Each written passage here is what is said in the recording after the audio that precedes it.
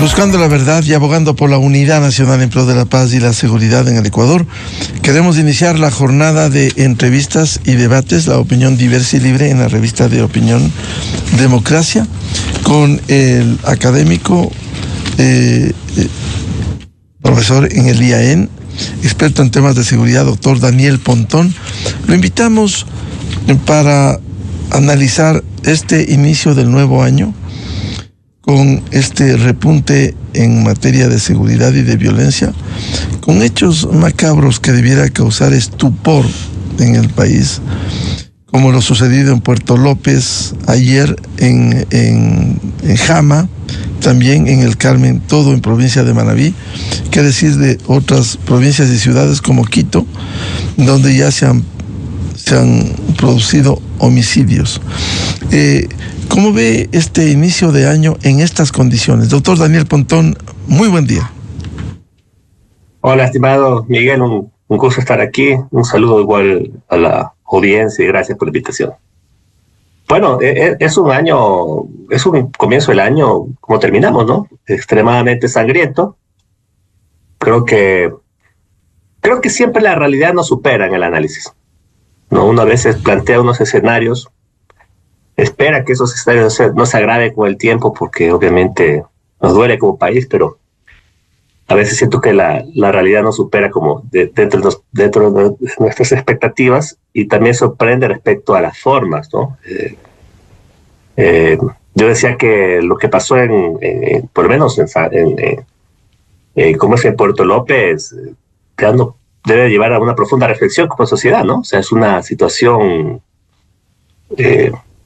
me recuerdo los episodios más sangrientos de la crisis carcelaria. Yo siempre he dicho que el problema de la crisis instaló una forma cualitativamente perversa de la delincuencia, donde la violencia se puso en el centro del debate, del análisis, con una expresión extremadamente histriónica y cualitativa de la violencia, ¿no? Y lo vemos en las calles. No entiendo todavía, no he podido leer sobre cuáles son las hipótesis que se han construido respecto a ese delito, pero entendería que es un ajuste de cuentas, ¿no? Yo lo relaciono tal vez con lo que pasó en final de año cuando hubo esa masacre, y al parecer esto no tiene para, ¿no? Lastimosamente esto también trae aparejado repuntes de violencia en otras ciudades que al final es más de lo mismo, pero con distinta morfología. Yo quiero analizar el caso de Quito, por ejemplo, ¿no? Quito siempre tiene una característica particular respecto a las formas de cómo la delincuencia se desempeña en la ciudad, pero lo que hemos visto en Quito es que cada vez esos actos delincuenciales son mucho más osados, mucho más con violencia igual, y que están cercanos a nosotros, ¿no? Y eso es lo que a la gente le preocupa. Y lastimosamente me parece que el problema sustancial que vive el país frente a esto, este desarrollo de la violencia, este acumulativo, cada vez más violento y cada vez más dramático, es que nos sentimos como ciudadanos, porque hay que hablar de la ciudadanía de indefensión, porque sentimos que los actores políticos, porque al final el gobierno es un actor político más, si bien es cierto, es el más responsable, no procesan, no hay ningún tipo de respuesta. Vivimos en un sainete político que está alejado de resolver nuestras expectativas. Un gobierno que desde el punto de vista de las narrativas se quedó corto, hasta cierto punto se lo ve bastante solo y hasta cierto punto enajenado de lo que son las respuestas que debe dar frente a ciertas situaciones que se dan en el territorio. Y al parecer esto, lo que nos queda esperar este año es un empeoramiento de la situación. Lastimosamente hablar de forma negativa no me gusta, pero es lo que hemos visto y lo que vamos viendo en tendencia. Y también los recursos, al menos políticos y discursivos que se dan respecto a la delincuencia se han quedado cortos y parecería no existe la capacidad de cambiar el repertorio. Y ese es el gran parte del problema, ¿no? Por ejemplo, ayer lo vemos a la ministra del gobierno hablar de la base de Manta y que el retiro de la base de Manta. Sí, yo creo que fue una mala decisión en su momento, pero no podemos quedarnos anclados al 2009, ¿no? Como la génesis de todo esto, porque también a partir de una noticia donde sale que no se ha podido instalar los radares que se destruyeron en el año 2021 después de casi 5 años o 4, es dramático, ¿no? una lentitud en la gestión pública para resolver problemas que lastimosamente se crearon hace 4 años y que no podemos reemplazar, no lo habíamos podido reemplazar, me parece terrible. Y la delincuencia avanza, tiene una morfología y que hay cosas que también nos llevar a la reflexión. Lo que pasó en Isla Moscolí es otro tema, ¿no? Me parece que es escabroso lo que está pasando. Ya no solamente es un problema de barrios pobres y de gente mala frente a la gente buena, sino es que es algo que está instalado ya en la sociedad, ¿no? Al parecer la narcocultura es parte de la realidad nuestra, ¿no? De cada uno de los ecuatorianos. Hay que ser muy crítico como eso, ¿no? Sobre esa situación, y creo que me parece todavía no creo que hemos topado fondo, no topamos fondo definitivamente, pero estamos cerca de llegar, ¿no? Ojalá esto no derive en una situación dramática, ¿no? Que no nos esperamos. Ahora, ¿y cómo actuar desde el Estado, más allá de los operativos diarios que enseña el gobierno a través del bloque de seguridad? ¿Cómo articular una política integral que permita enfrentar estos hechos que se han venido desbordando durante los últimos tiempos, doctor Pontón? A ver, yo he estado analizando algunos reportajes respecto, por ejemplo, a lo que pasó en Isla Mocolí, ¿no? Y claro, toda la información que se da respecto a lo que pasó en esa Isla Mocolí está clara, ¿no? Esa información sale de la policía porque el medio que reporta esto es un medio que se nutre sistemáticamente de información policial.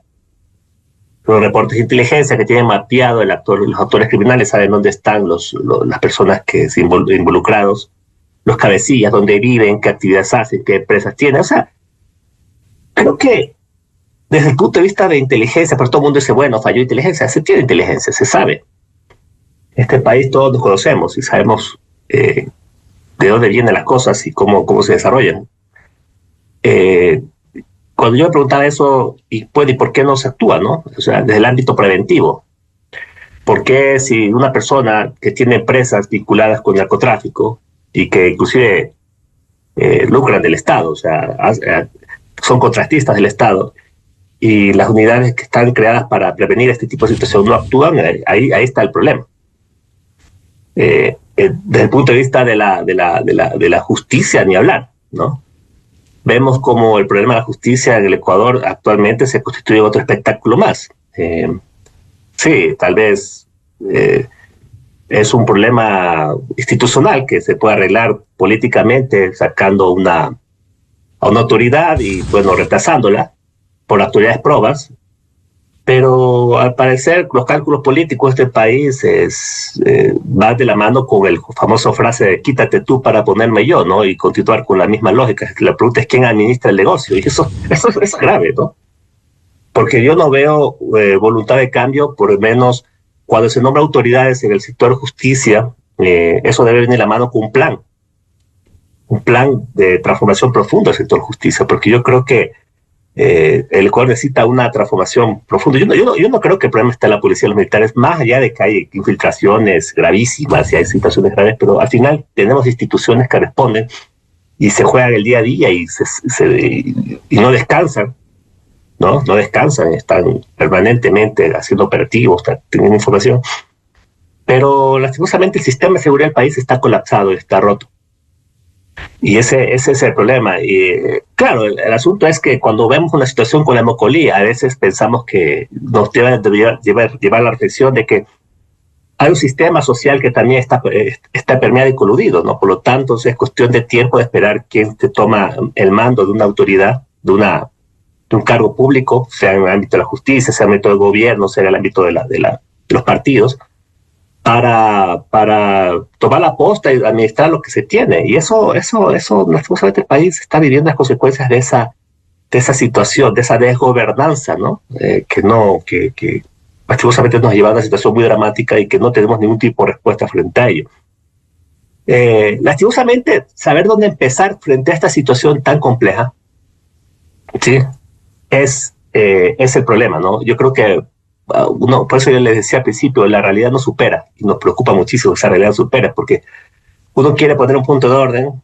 Por ejemplo, creemos que el problema se soluciona con la salida del doctor José Swing o el doctor Mario Godoy de la judicatura, y Todos sabemos, desde los analistas, que es cuestión de, bueno, un cambio de piezas, pasará unos 4 o 5 meses en el puesto con expectativas y volverá el tema a las mismas situaciones dadas, porque no vemos cambios sustanciales en el tema de la justicia, ¿no?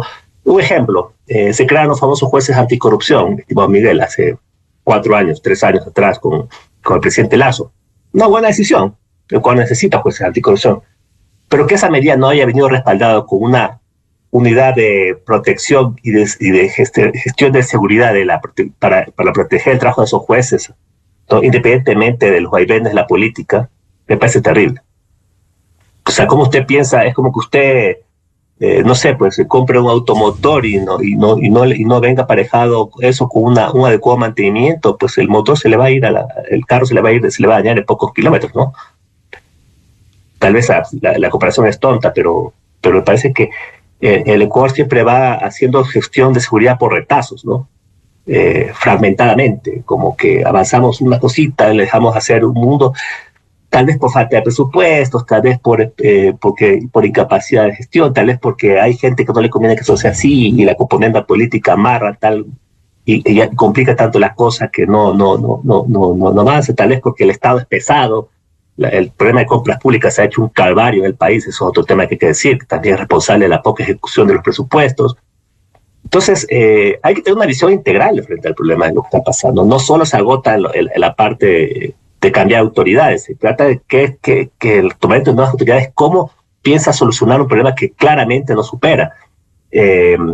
También hemos visto que hay actores políticos que actúan con sectarismo, vemos decisiones a veces que no se entienden, ¿no? El contexto del Ecuador necesita acciones contundentes frente al crimen. En fin, hay una serie de situaciones que yo creo que escapan de la realidad y que lastimosamente hace que esto sea muy complicado saber dónde empezar. Yo no creo que no haya solución al problema del crimen, pero yo creo que Ecuador todavía no llega a topar fondo para, como pasó en Colombia en los años 90, ¿no? Que claramente eso inició un proceso de modernización de las instituciones de seguridad y justicia que, bueno, ahorita Colombia, más allá de los problemas que tiene todavía, es un país mucho más viable y mucho más transitable, ¿no? Me parece que por ahí está la cosa, ¿no? Ahora, en los planes, la ayuda internacional, ¿cuánto puede contribuir cuando uno ve esta acción a momentos contundente de la delincuencia, incluso con armas mucho mejor dotadas que las fuerzas regulares ecuatorianas, Fuerzas Armadas y Policía Nacional? ¿Cuánto pudiera contribuir el lograr mayor ayuda internacional, Daniel? El Ecuador ha dado pasos agigantados en eso, ¿no? Creo que la diferencia de estos gobiernos frente al correísmo es que entienden la seguridad de una forma distinta, ¿no? Mucho más cooperante. Pero lo que ha fallado rotundamente, los últimos 8 años hemos fallado en las capacidades, ¿no? Yo repito y vuelvo a insistir, la cooperación ayuda, coadyuva, fortalece, pero no es el centro de operación. Yo creo que, y a veces tampoco, porque yo he estado con cooperantes, ellos tienen claro el panorama, qué es lo que está pasando, pero lastimosamente de su ámbito de acción, por más Estados Unidos que sea, ¿no? Por más gobierno estadounidense con todo el peso político que tienen en los Estados Unidos, siempre van a ser ellos actores externos, cooperantes, embajadas, miran las cosas de lejos, pero que no entienden la trama interna que está sucediendo en el país. Y tampoco me parece que la cooperación, y ese es otro tema, me parece que la cooperación del país no se adscriba a un plan. O sea, si usted tiene un plan de seguridad claro, una estrategia bien definida, holística, integral, agresiva, usted inscribe sus flaquezas, sus debilidades y busca que esas flaquezas y debilidades sean compensadas con algún tipo de cooperación. A veces la cooperación está presta, pero saber dónde poner los recursos, las capacidades, también es un recurso que merita que el Estado tenga un claro a dónde viene la cooperación. Pero a veces siento que el problema de los gobiernos, porque no solo de es que buscan que la cooperación reemplace la capacidad del Estado. Y eso, por ejemplo, ayer veía el Estado recibió una lancha rápida de la parte de la cooperación, perfecto, eso es así, pero con eso soluciona el problema de la indefensión aérea o marítima que tiene el país. Esa es una gran pregunta. Una lancha rápida o una donación de un buque o un carro o camioneta puede solucionar el problema integral de la seguridad. Ese es el gran tema. Cómo esa cooperación, que a veces lo hacen de buena forma, también con intereses particulares, se inscribe en el fortalecimiento de las capacidades que tiene un Estado. Eso me parece. Claro, la noticia es que nos donaron una lancha, como que eso va a solventar el tema. Yo creo que estamos muy lejos que una lancha solvente el problema de la defensión marítima, ¿no? Vamos a ir a una cadena oficial y volvemos con el académico y analista en temas de seguridad, profesor en el IAEN, doctor Daniel Pontón. Quiero dejar sentada una inquietud. Con estos hechos que han ocurrido a comienzos de este año, ¿pudiera enfrentarse de una mejor manera con un plan que permita articular a todo el Estado ecuatoriano? Porque no solo es la parte de la seguridad, las Fuerzas Armadas, policía, bloque de seguridad, sino también la institucionalidad, la UAFE, la justicia ecuatoriana, que acompañen en este combate a los grupos delincuenciales organizados. Volvemos con el doctor Daniel Pontón luego de la cadena. A continuación, XFM se une a una cadena nacional. El apoyo más fuerte que tengo es mi esposo y mis hijos. Por ellos todos los días uno se levanta con más alegría y a seguir. Los problemas que yo he pasado me ha dado fuerza para perseverar y seguir adelante con el negocio. Por eso reafirmamos el compromiso de nuestro presidente Daniel Noboa en que el derecho de todas las mujeres está garantizado en este gobierno. Miles de mujeres están accediendo a becas para estudiar, para terminar el colegio, para entrar a las universidades y están accediendo a créditos y préstamos productivos para emprender, para fortalecer sus negocios, para generar ingresos, para crear empleo. Gracias al capital semilla recibido, pude adquirir los materiales e insumos para poder desarrollar mis productos de mi emprendimiento de manera responsable. Y este encuentro precisamente nace de esa convicción: acercar servicios, generar oportunidades y fortalecer la autonomía económica de todas ustedes, queridas mujeres. Gracias por pensar en las mujeres que día a día trabajamos para surgir a nuestras familias, a nuestra sociedad. No dejen para mañana lo que pueden hacer hoy, crecer como mujeres, avanzando cada día más y siendo mejores. Gracias por creer, gracias por estar aquí y gracias por ser la fuerza que mueve este país.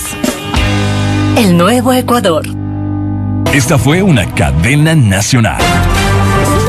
La revista de opinión Democracia, buscando la verdad en todas partes.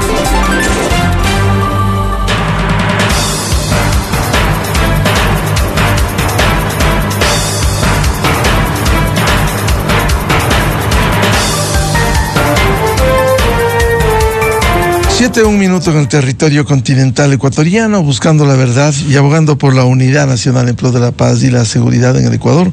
Reanudamos el diálogo con el doctor Daniel Pontón, analista en temas de seguridad, catedrático del IAEN.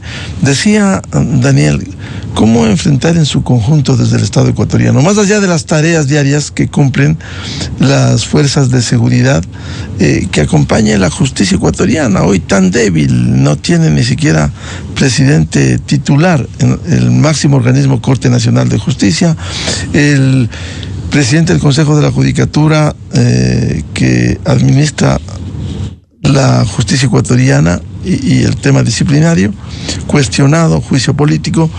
Es decir, si hay una debilidad institucional, si no se golpea con mayor dureza con las acciones de UAFE, justicia, a la economía criminal, ¿va a resultar difícil seguir en esta tarea?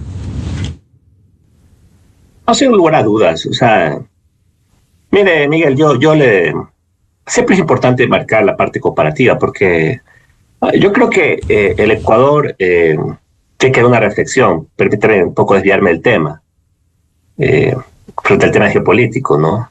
Donde claramente el tema del narcotráfico es usado como para lo que pasa en Venezuela, ¿no? Para hacer lo que hicieron en Venezuela. Yo no quiero entrar en debate si estoy de acuerdo o no estoy de acuerdo, pero lastimosamente eso, desde mi perspectiva futura, debilita un poco la credibilidad de la política de drogas, porque la política de drogas cuando uno trata de buscar cooperación, uno puede decir, bueno, pero detrás de esa cooperación también vienen intereses políticos de otra forma, y la política de drogas se constituye un gran justificativo, el gran catalizador, y por lo tanto no hay un objetivo real de combatir la droga.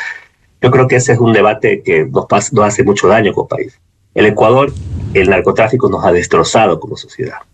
Nos ha destrozado. Nosotros necesitamos fortalecer nuestra política de control contra las drogas de una manera profunda. No solamente en el ámbito de la contención, en el ámbito de la prevención, todos los temas.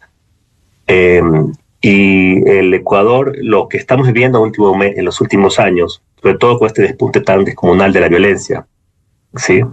El narcotráfico es una especie de genera un gran ecosistema delictivo del país. No todo es narcotráfico, pero el narcotráfico ha generado un gran ecosistema, tal vez como un gran motor de la delincuencia.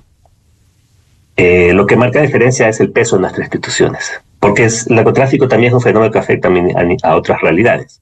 Y no vemos que en otros países, vamos cercanos a Perú no tiene los índices delictivos que tiene el país. Y eso tiene que ver con el peso institucional, a pesar de los problemas que Perú tiene en el ámbito político, ¿no? Y otros países también, ¿no?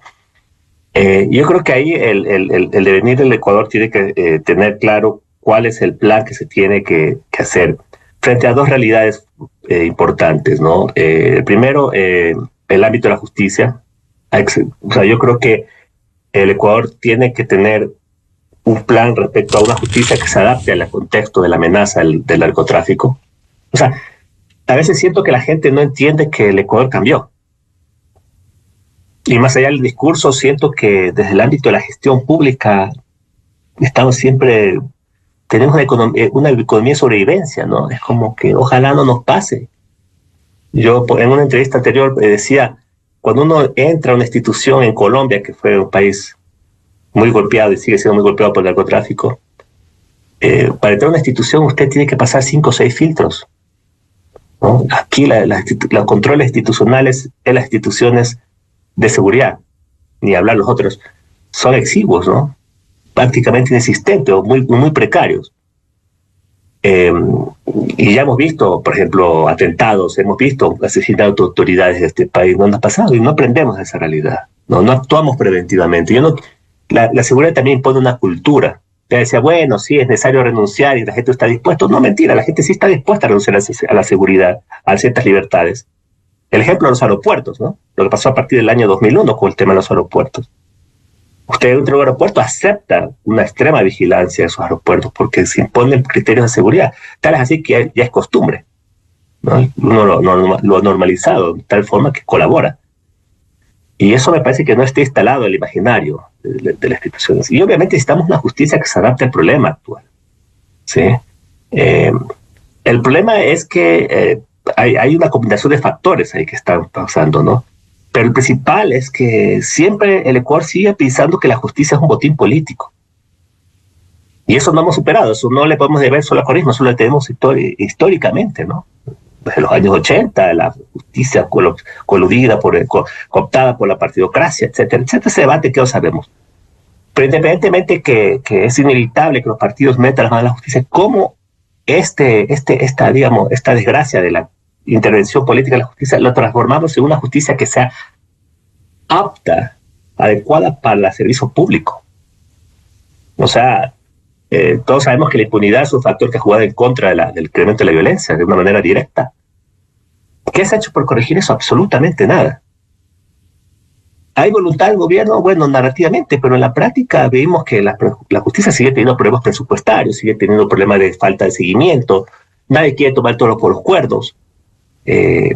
Vemos que la cooptación se la hace para formas cuando hay conveniencias políticas de parte y parte, los actores se pelean por ello, pero nadie plantea en el escenario una transformación del sector justicia, ¿no? Y ahí la cooperación nos tiene que decir muchas cosas, para eso es la cooperación, ¿no? Pero yo no veo absolutamente cambio. Es vergonzoso que los jueces anticorrupción, ahorita tenemos un juez anticorrupción que vive en el extranjero porque renuncia por falta de garantías. Y que el gobierno le haya retirado porque diga que tiene riesgo, o sea, ha disminuido su riesgo. ¿Quién decide sobre eso, por ejemplo? Porque eso tiene que ser discrecional del gobierno. Porque esa unidad no se la maneja como una unidad aparte, técnica. Eso, o sea, no estamos aprendiendo absolutamente nada. En el tema del control de lavado de activos, nos llenamos la boca que sí, que tenemos un nuevo momento, creamos leyes, etcétera, pero vemos que Guayaquil, empresas, inclusive que siguen funcionando después de que los líderes han sido capturados o asesinados. ¿Quién toma la posta de esto?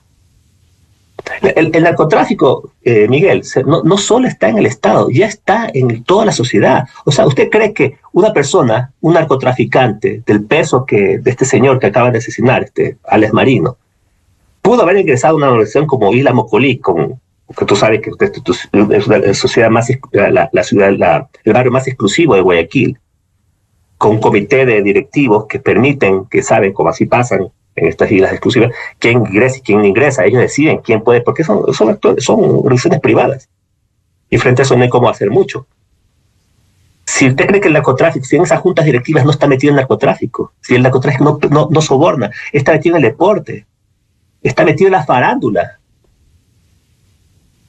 está metida en las relaciones más básicas, porque hay Guayaquil, desde mi perspectiva, Miguel, es la nueva Medellín de los años 80. Guayaquil es la nueva Medellín. Y lastimosamente es el estatus que no hemos ganado. Donde ya yo escuchaba hace un tiempo, veía una entrevista que le hicieron a una actriz, modelo muy famosa en Colombia, se llamaba Natalia París, una chica muy bonita, de un nivel socioeconómico alto de Medellín, que fue pareja de un narcotraficante. Y le preguntaron que por qué ella decidió tener esa vida. Y dijo, bueno, es que en Medellín en esos momentos, a los años 80 y 90, era común, socialmente aceptado, como una moda, de que chicas, ¿no?, de farándula, chicas, tengan vinculación con el narcotráfico. Entonces, frente a eso, Daniel, a propósito de lo que citas, el caso de la Isla Mocolí, San Borondón, jóvenes, sí, en Medellín de esa época, las chicas, acá también jóvenes, que exhiben bienes materiales, vehículos, recursos, es decir, se ha perdido la perspectiva en el país. Definitivamente, o sea, tal vez, yo creo que el problema aspiracional es un problema de las sociedades capitalistas modernas, ¿no? Los jóvenes. Pero el narcotráfico pone esto, le da una situación es como un cáncer, ¿no? Se lucra de ello, se nutre de ello y hace esto un monstruo, ¿no? Donde ya no hay referencia de lo que está bien y esté mal, no hay conciencia de lo que sus acciones se generan, ¿no? Simplemente es el cortoplacismo, la cultura del éxito, en lograr la comodidad a costa de, no importa, de creer que yo me merezco la vida que tengo de forma fácil solamente porque soy un streaming o soy influencer en redes sociales, etc. Hay una serie de cuestiones que están mal socialmente, porque ahí ya no solamente es un problema de gobierno, es un problema de cultura, ¿no? Y eso realmente preocupa. Yo, por lo tanto, yo no creo que, bueno, vi muchas realidades, pero el caso de Guayaquil es un caso dramático, ¿no? Porque estamos viendo, ¿no? O sea, ya no solamente es el tema de los delincuentes peligrosos están en los barrios matados entre ellos. Estas bandas delincuenciales, los líderes de estas bandas ya están en el resto de la sociedad. Las personas, los hijos de estos señores están en los colegios que van nuestros hijos, ¿no? Comen en los mismos restaurantes que vamos nosotros, o van a los lugares que nosotros frecuentamos, están metidos en el Estado, hacen negocios con el Estado, están metidos en las organizaciones privadas, están metidos en el fútbol. A mí me resulta raro un ejemplo, ¿no?, que tanto Barcelona y Emelec estén en la crisis que están y que no hayan tenido todavía involucramiento del narcotráfico. Gracias a Dios es así, ¿no? Porque aquí el narcotráfico está metido en todo lado. Pero el Ecuador tiene que tener una profunda reflexión frente a esta situación, porque claramente la estrategia militarizante o de la militarización de la que nació a raíz del conflicto armado interno se quedó corta hace rato. Porque, por ejemplo, la estrategia consistía en captura de cabecillas, cosa que no pasaba, porque lo tenía identificado y no lo capturaba, y estaba jugando en el Isla Mocolí fútbol, control territorial, control de los sitios de acceso, etcétera. Habrá que ver si es que eso sirve para resguardar una isla como la Mocolí o intervenir una isla como Mocolí, donde claramente hay gente del narcotráfico metida en esos lugares, ¿no? Y vaya usted a saber en Quito qué está pasando. Porque, por ejemplo, Quito, a mí me preocupa muchísimo una cosa, que nadie está reflexionando. Nosotros, Ecuador convive con 2 clústeres cocaleros, estimado Miguel. El uno que está en el departamento de Nariño, pegado a la frontera con Ecuador, toda la parte que sale al Pacífico, y el otro es la parte de Putumayo, que es el principal clúster cocalero de Colombia, y que colinda con Sucumbíos. Por eso Sucumbíos tiene los problemas que tiene, ¿no? La provincia de Sucumbíos, sobre todo el Aguario. Mucha droga sale por ahí. ¿Usted sabe por dónde pasa esa droga y llega a los puertos ecuatorianos?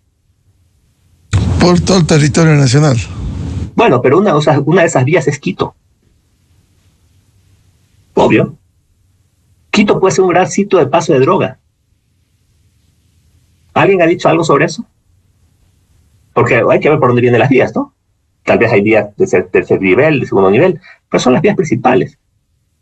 Esa droga que sale producida en ese lugar llega a los puertos por un sitio. No hay donde perderse mucho, ¿no? Pasa por Quito.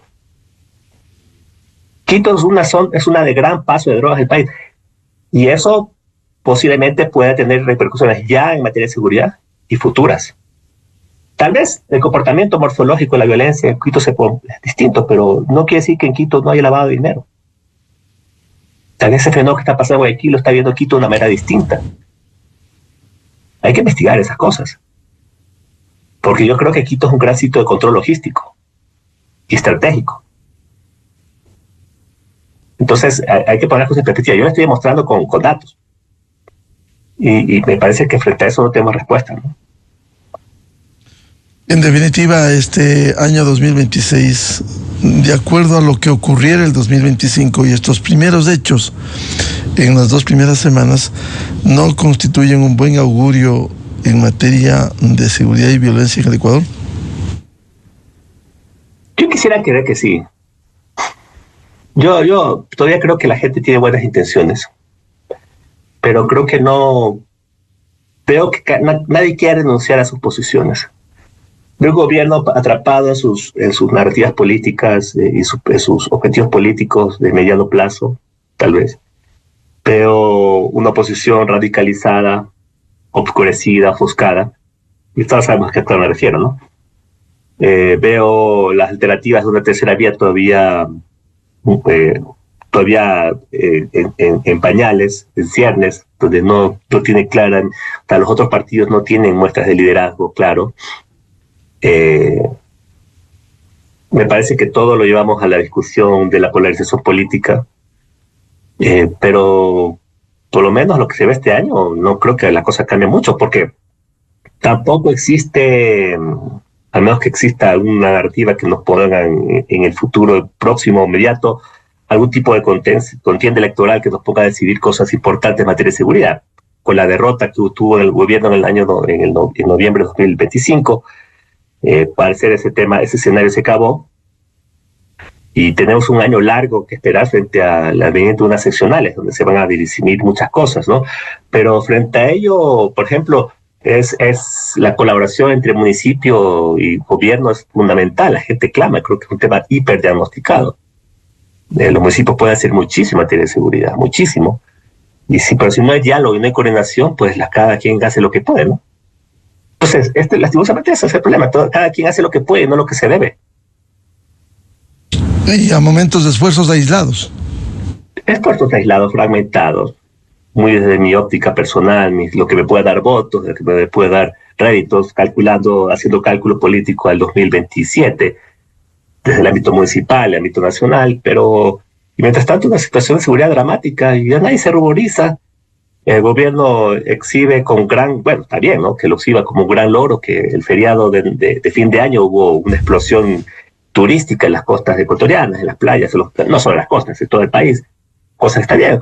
O sea, la gente también hace su vida, ¿no? Y lastimosamente ya el tema de la violencia es parte del paisaje urbano. Lo que preocupa ahí es que la violencia o la delincuencia por lo menos puede estar siempre a la vuelta de la esquina, ¿no? Y el problema es cuando nos topa como personas, como ciudadanos. Ahí el tema se cambia, ¿no? Yo creo que ese es el problema.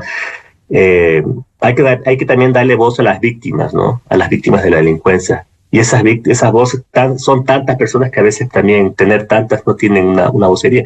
Me parece que ese es el gran parte del problema de este país, que las víctimas no están tocando, no tienen un tipo de protagonismo político este país, porque tal vez por ocultamiento natural, por miedo, o porque también no le conviene a mucha gente que esa gente hable, ¿no? Bien, como siempre, muchas gracias por atender a la revista de Opinión Democracia, doctor Daniel Pontón, analista en temas de seguridad, catedrático del IAEN, una perspectiva compleja que ojalá mejore la situación interna en el Ecuador. Para ello hay que trabajar intensamente todo el Estado ecuatoriano con un plan integral. Doctor Pontón, muy amable por atender a la revista de Opinión Democracia. Muy buen día. 7:18 en el territorio continental ecuatoriano. Vamos a una pausa y ya volvemos. Diálogo previsto con los constitucionalistas y académicos, doctora Pamela Aguirre Castro y doctor Ismael Quintana. ¿Qué pasa con la justicia ecuatoriana? Y también juicio político al presidente del Consejo de la Judicatura. Desde 1984 con Gonzalo Rosero. La revista de Opinión Democracia. Siempre líderes, siempre confiables. Enseguida regresa Miguel Rivadeneira a la búsqueda de la verdad.